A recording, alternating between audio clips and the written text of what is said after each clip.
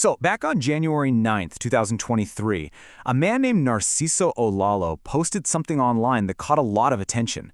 It was a super vivid, prophetic dream he claimed to have had about World War III. It's this wild account packed with intense symbols and a pretty stark warning for the future. So, let's break it down. What exactly did he see in this dream? The whole thing kicks off with this sudden, chilling thought. There's no build-up, no warning at all. 1 minute, everything's peaceful, and the next, bam, he's dropped right into the chaos of a full-blown global conflict. It's a seriously disorienting way to start such an intense vision. Okay, so picture this. The dream opens on a really calm, tranquil beach. Olalo finds himself there with Jesus Christ, who's just cooking a meal over a small fire, a fire that's built on just 3 stones.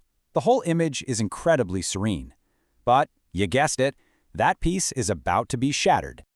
And just like that, the tranquility is completely broken by the sound of a fighter plane roaring in from the west. The threat is immediate, it's overwhelming, and it instantly flips the dream from this quiet, peaceful meal into a desperate fight for survival. This is where the panic really sets in. Olalo starts screaming at Jesus, realizing that the smoke from their little cooking fire has just become a deadly beacon for the enemy. And in response, Jesus immediately grabs water from the sea to douse the flames. The urgency is just palpable. So they take off, fleeing into this really dense, grassy area, just desperately trying to disappear. They're trying to evade the eyes in the sky, so they start camouflaging themselves with grass, literally trying to melt right into the landscape itself. You know, even in the middle of all this terror, Olalo's first thought is about his family. He asks Jesus, who he calls his best friend, about their fate, and Jesus' reply is just devastating. It's every person for themselves now. There's nothing anyone can do. And this is where things get really, really strange.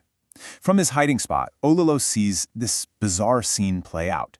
There's a soldier, and he's dividing something. Olalo says it looks like a pizza, and he's handing out slices to different nations: Japan, Taiwan, Canada, America. Right in the middle of this frantic escape, the dream shifts to this weird, almost bureaucratic division of the world. It's just a totally surreal and symbolic moment.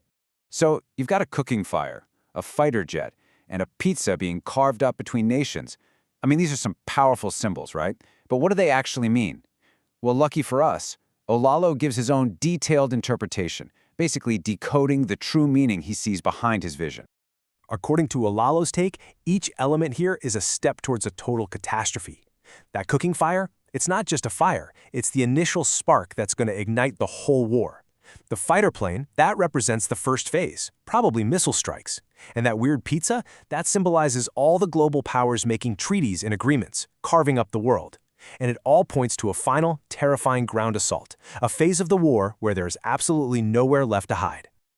Now, that stark response from Jesus in the dream, kanyang, is maybe the most chilling part of this whole prophecy. Olalo explains that this Tagalog phrase, which means every person for himself, signifies way more than just personal survival. He interprets it as a warning that this war is going to be truly global. Unlike other wars, there won't be a safe haven, no neutral country you can escape to. All right, so this brings us to the real heart of why Olalo even shared his dream in the first place, the message he believes it holds for the entire world. And it's a message that's built on his absolute conviction about the consequences of our actions. So how certain is he that this is all going to happen? We're not talking 90%, not even 100%. Olalo actually states that he is more than 100% sure this vision is going to come to pass.